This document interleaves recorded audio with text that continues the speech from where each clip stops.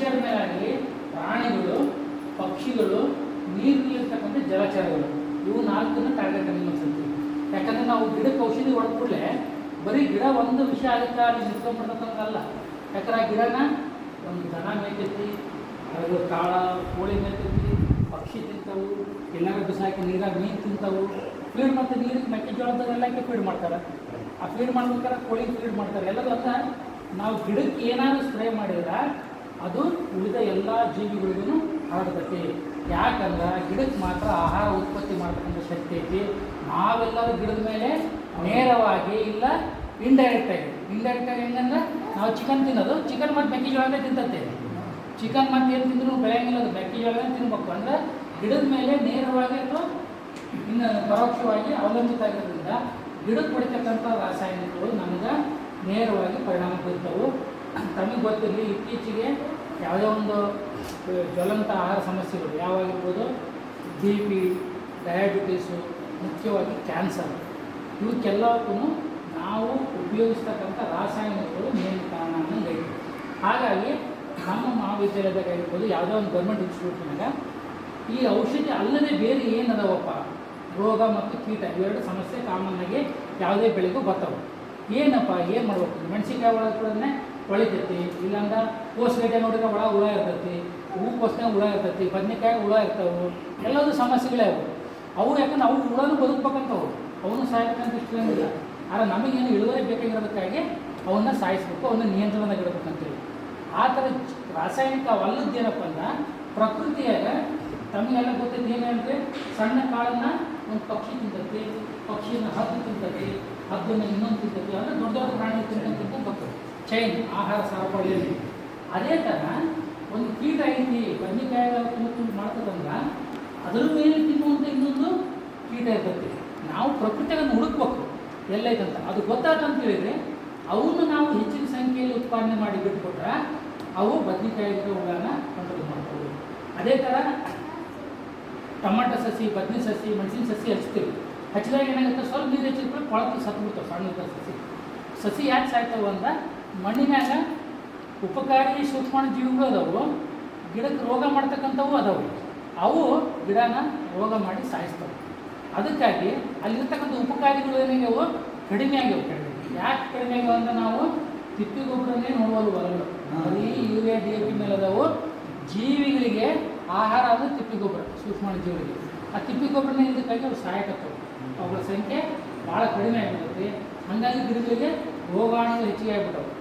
ಅದನ್ನು ನಿಯಂತ್ರಣ ಮಾಡಲಿಕ್ಕೆ ಏನು ಮಾಡ್ತೀವಿ, ಇಂಥ ಸೂಕ್ಷ್ಮಾಣು ಜೀವಿಗಳೇನದವು, ಉಪಕಾರಿ ಜೀವಿಗಳೇನದವು ಮಣ್ಣಿನಾಗ, ಅವುಗಳಲ್ಲಿ ಬೆಳೆಸ್ತೀವಿ. ಈಗ ನೋಡಿರ್ಬೇಕು, ಇದನ್ನು ಇವತ್ತು ನೀವು ಒಂದು 2-3 ದಿನ ಕೆಳಗೆ ಹಾಕ್ಯಾರ, ಡೇಟ್ 5ನೇ ತಾರೀಕು ಹಾಕ್ಯಾರ, ಅದಕ್ಕೆ ಈಗ ಬೆಳೆ ಆಗತೈತಿ. ಸಂಪೂರ್ಣವಾಗಿ ಬೆಳೆದು ಇದು ಒಂದು ಶಿಲೀಂಧ್ರ. ನೀವೇನಾರ ಬ್ರೆಡ್ಡು ಅಥವಾ ತರಕಾರಿ ಕಟ್ ಮಾಡಿ ತಗೊಂಡಾದ್ಮೇಲೆ ಏನು ಬೂಸ್ಟ್ ಹೋಗಿದ್ದಲ್ಲ, ಅಂಥ ಒಂದು ಬೂಸ್ಟ್ ಸಾಮಾನ್ಯವಾಗಿ ಹೇಳ್ಬೇಕಾದ್ರೆ ಅಂಥ ಬೂಸ್ಟು. ಆದರೆ ಈ ಬೂಸ್ಟ್ ಎಂಥದಪ್ಪ ಅಂದರೆ ಮಣ್ಣಿನಲ್ಲಿ ಇರ್ತಕ್ಕಂಥದ್ದು, ಮಣ್ಣಿನಲ್ಲಿ ಗಿಡಗಳಿಗೆ, ಬೇರುಗಳಿಗೆ, ಕಾಂಡಗಳಿಗೆ ಏನು ಸಮಸ್ಯೆ ಉಂಟು ಮಾಡ್ತಕ್ಕಂಥ ರೋಗಾಣು ಏನದವಲ್ಲ ಅದರ ಮೇಲೆ ಪರಿಣಾಮ ಬೀರ್ತಕ್ಕಂಥ ಶಿಲೀಂಧ್ರ. ಇದು ಒಳ್ಳೆಯದು, ನಮಗೆ ಒಳ್ಳೆಯದು, ಆ ರೋಗಾಣುಗೆ ಕೆಟ್ಟದ್ದು. ಆಮೇಲೆ ತಮಗೆಲ್ಲ ಗೊತ್ತಿರ್ಬೋದು, ಗೊಣ್ಣೆ ಹುಳ ಅಂತ ಬರ್ತೈತಿ. ತಿಪ್ಪಿ ಗೊಬ್ಬರದಾಗ ಗೊಣ್ಣೆ ಹುಳ ಇರ್ತವೆ. ನಾಳೆ ಹಂಗಾಗಿ ತಿಪ್ಪಿ ಗೊಬ್ಬರ ಸರಿಯಾಗಿ ಕೊಳೆದಾಗ ಹೋಗಿ ಹಾಕಿದ್ನಪ್ಪ ಅಂದ್ರೆ ಬೇರೆ ಕಡಿತವೆ. ಬೇರೆ ಕಡಿಯೋದು ಯಾವುದು ಕಬ್ಬಿನಾಗ ಆಗಿರ್ಬೋದು, ತೆಂಗಿನಾಗ ಆಗಿರ್ಬೋದು, ಅಡಿಕೆ ಭಾಳಷ್ಟು ಬೆಳೆಗಳಲ್ಲಿ ಬೇರೆ ಕಡಿತಕ್ಕಂಥ ಗೊಣ್ಣೆ ಹುಳುಗಳ ಬಾಧೆ ಹೆಚ್ಚಿಗೆ ಐತಿ. ಅವು ಗೊಣ್ಣೆ ಹುಳ ಒಂದು ಸತಿ ಮಣ್ಣಾಗಿ ಇತ್ತಪ್ಪ ಅಂದ್ರೆ ನೀವು ಅವನ್ನ ಸಾಯಿಸ್ಬೇಕಂದ್ರೆ ಮಣ್ಣಿಗೆಲ್ಲ ಔಷಧಿ ಹಾಕ್ಬೇಕಂದ್ರೆ ಅದು ಅತಿ ಹೆಚ್ಚಿನ ಪ್ರಮಾಣದಾಗ ಔಷಧಿ ಬೇಕು, ಖರ್ಚು ಹೆಚ್ಚಿಗೆ ಆಗುತ್ತೆ, ಅದು ಒಳ್ಳೆಯದಲ್ಲ. ಅದು ಅದ್ರ ಜೊತೆ ಬೇರೆಯವನ್ನೆಲ್ಲ ಸಾಯಿಸ್ತೈತಿ.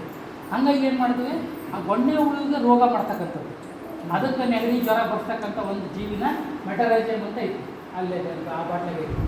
ಅದನ್ನು ಬೆಳೆಸ್ತೀವಿ. ಇಲ್ಲಿ ಬೆಳೆಸ್ತಿರ್ತೀವಿ, ಅದನ್ನು ಬೆಳೆಸಿ ಅದನ್ನು ಪುಡಿ ರೂಪದಲ್ಲಿ ಈ ಥರ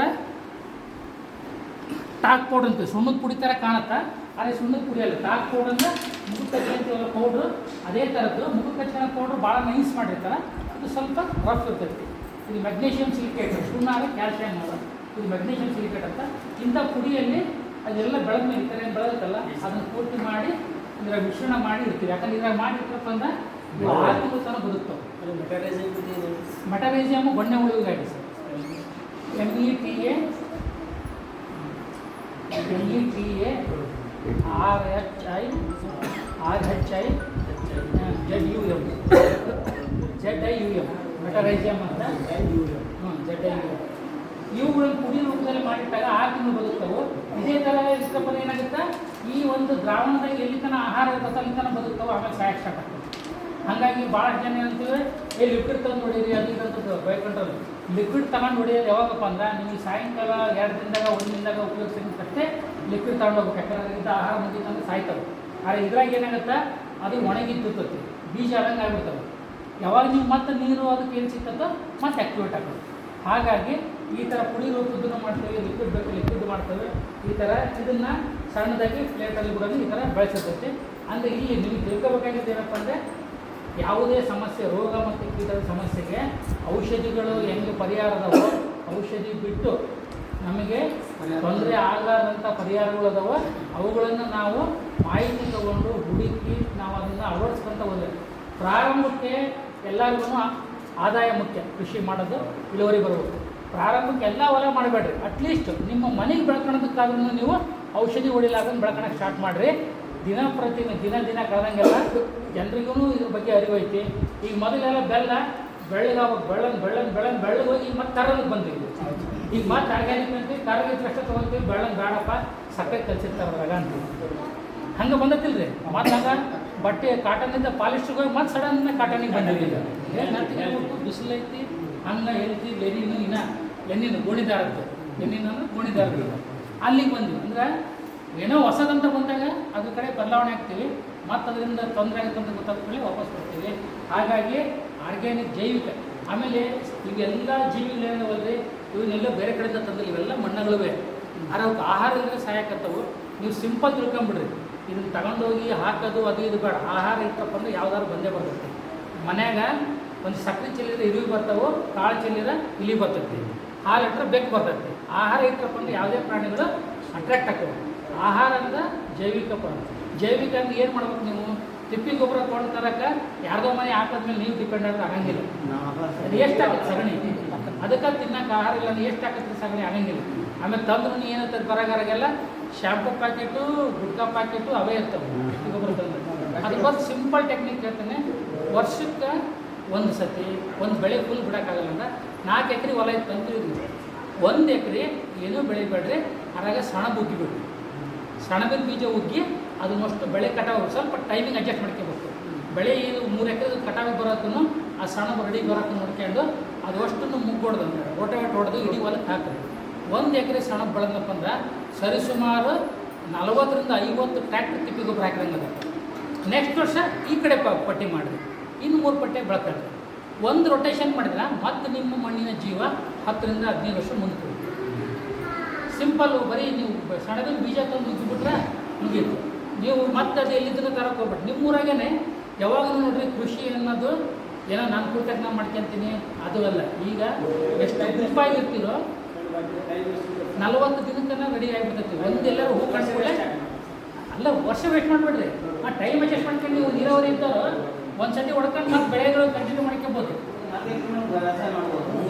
ಮುಂಗಾರಿಗೆ ಉಕ್ಕಿಬಿಟ್ಟು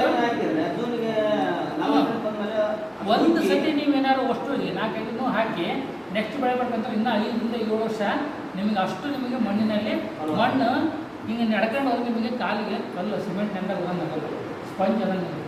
ಎಷ್ಟು ಸ್ಪಂಜ್ ಇದ್ದಂಗೆ ಇರ್ತದೋ ಅಷ್ಟು ಮಣ್ಣು ಚೆನ್ನಾಗಿರ್ತದೆ ಅಂತ.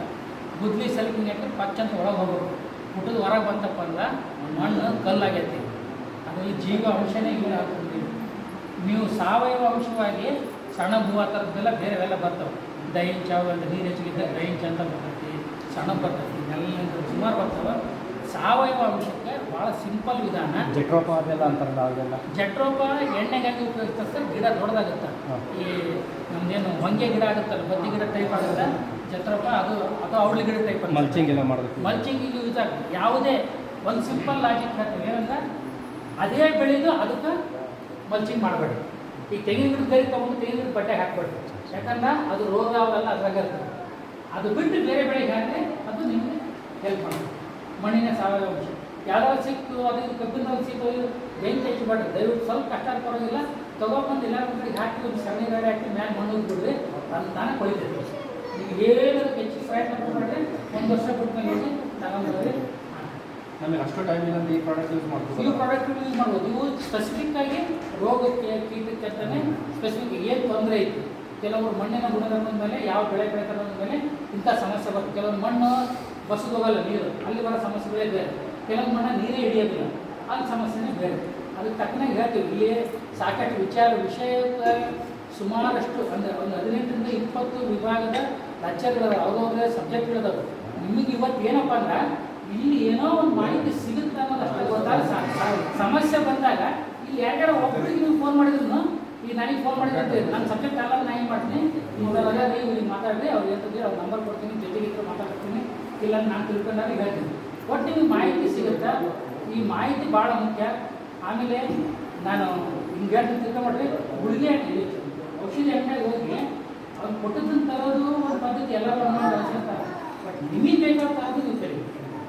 ನಿಮಗೆ ಏನು ಬೇಕು, ನಿಮ್ಮ ಸಮಸ್ಯೆ ಏನಂತ ಗೊತ್ತಾಗಬೇಕು, ಅದಕ್ಕೆ ಬೇಕಾದ ಔಷಧಿ ಏನಂತ ತರಬೇಕು. ಈ ಡಾಕ್ಟ್ರ್ ನಾವು ತೋರಿಸ್ಕೊಂಡ್ಬರ್ತೀವಿ, ಅಲ್ಲಿ ಬೇರೆ ಅವ್ರು ಡಾಕ್ಟ್ರ್ ಏನಾದ್ರು ಅದ ತರಬೇಕು. ಗುಳಿಗೆ ಅದ ಇದ್ದು ಕೂಡ ನಾನು ಹೇಳ್ತಾರೆ ಬೇರೆ ಹಂಗೆ ತಗೊಂಡು ಇಲ್ಲ ಇದ ತಗೋಬೇಕು. ಹಂಗೆ ಅದು ಬ್ಲ್ಯಾಕ್ ಬೇರೆ, ಇಲ್ಲಿ ಹಂಗೆ ಇಲ್ಲ. ಇದು ಹೆಂಗಪ್ಪ ಅಂದರೆ ಜನೌಷಧಿ ಕೇಳಿರ್ತಾನೆ. ನಾವು ಔಷಧಿ ಕಂಟೆಂಟ್ ಹೇಳ್ತೇವೆ, ಕಂಪ್ನಿ ಯಾವ್ದಾದ್ರು ತೊಗೊಳ್ರಿ, ಅದ್ರ ಬಗ್ಗೆ ಎಲ್ಲ ಯಾರ ಮನೆಯಾಗ ತೊಗೊಳ್ರಿ. ಆದರೆ ಸಮಸ್ಯೆ ಏನಂತ ಗೊತ್ತಿರೋದು ಐತಲ್ಲ ಭಾಳ ಇಂಪಾರ್ಟೆಂಟ್. ಗೊಬ್ಬರಗಳು ಏನು ಮಾಡ್ತಾರೆ, ನೀವು ನಿಮ್ಮ ಸಮಸ್ಯೆ ಬಗ್ಗೆ ಇರ್ಬೇಕು, ಇಲ್ಲ ನೀವು ನೆಕ್ಸ್ಟ್ ಟೈಮ್ ಬರಲ್ಲ. ಅದಕ್ಕೆ ಅವ ಏನು ಮಾಡ್ತಾನೆ, ಅವನಿಗೆ ಡೌಟ್ ಅಂತೀವಿ 100 ರೂಪಾಯಿ 100 ಔಷಧಿ ಕೊಡ್ತಾನೆ. 100 ರೂಪಾಯಿ ಬಗ್ಗೆ ಇರೋದು 300 ರೂಪಾಯಿ ಆಗುತ್ತೆ. ಸರ್ ಅವರು ತಪ್ಪು ಅಂತ ಹೇಳ್ತಿಲ್ಲ, ಅವ್ರಿಗೂ ನಾಳೆ ಟೆಕ್ನಿಕಲಿ ಅದೇ ಅದು ಕಂಪನಿ ಯಾವುದೇ ಇದೆ. ನಾವು ಔಷಧಿ ಅಂಗಡಿ ಅವ್ರಿಗೂ ಇದು ದೇಶದ ಪ್ರೋಗ್ರಾಮ್ ಟ್ರೈನಿಂಗ್ನಾಗ ಓದೋದು ಹೇಳ್ತೀನಿ, ಎಲ್ಲೇ ಟ್ರೈನಿಂಗ್ನಾಗ ಓದೋದು. ಅಂದರೆ ನೀವು ಯಾಕೆ ನಿಮಗೆ ನಾನು ಸ್ಪೆಷಲಾಗಿ ಒಬ್ಬರಂದ್ರೆ ವಿಶೇಷವಾಗಿ ಹೇಳ್ತೀನಿ. ಯಾಕಂದರೆ ಇನ್ನೂ ಒಂದಷ್ಟು ದಿನ ಹೋದರೆ ನೀವೆಲ್ಲ ಇವತ್ತೇನು ಸ್ವಂತಕ್ಕೆ 4 ಎಕರೆ 5 ಎಕರೆ 10 ಎಕರೆ ಮಾಡೋದು ಎಲ್ಲಿ ಥರ ಮಾಡ್ತೀರೋ ಅಲ್ಲಿ ಥರ ಅವ್ರು ಹಂಗೆ ನಡೀತೇವೆ. ಸಪೋಸ್ ನಿಮಗೆ ಕೃಷಿ ಲಾಭದಾಯಕ ಅಲ್ಲ ಅಂತಂದೇಳಿ ನೀವು ಏನಾದ್ರು ಮಾರಾಕತ್ತಿರಬೇಕು ಅಂದ್ರೆ ಎಲ್ಲ ಈಗ ಯಾಕಂದ್ರೆ ಹೊಲ ಇದ್ದವರು ಹೊಲ ತಗೋಬೋದು, ಹೊಲ ಇಲ್ಲಾರ್ದವ್ರು ಹೊಲ ತಗೋಬೋದು. ಯಾವುದೋ ಒಂದು ಕಂಪ್ನಿ ರಿಲಯನ್ಸ್ ಬಂದು 500 ಎಕರೆ ಹೊಲ ತಗೊಂಡ್ರೆ ಇವ್ರು ಏನು ಮಾಡಬೇಕು, ಅವ್ನು 500 ಎಕರೆ ಕಂಪನಿಯಿಂದ ತೊಗೊತಾನೆ, ಡೀಲರ್ ತೆಗಿತಾರೆ. ಸಣ್ಣ ಪುಟ್ಟ ಗೊಬ್ಬರ ಅಂಗಡಿ ಅವ್ರದ್ದು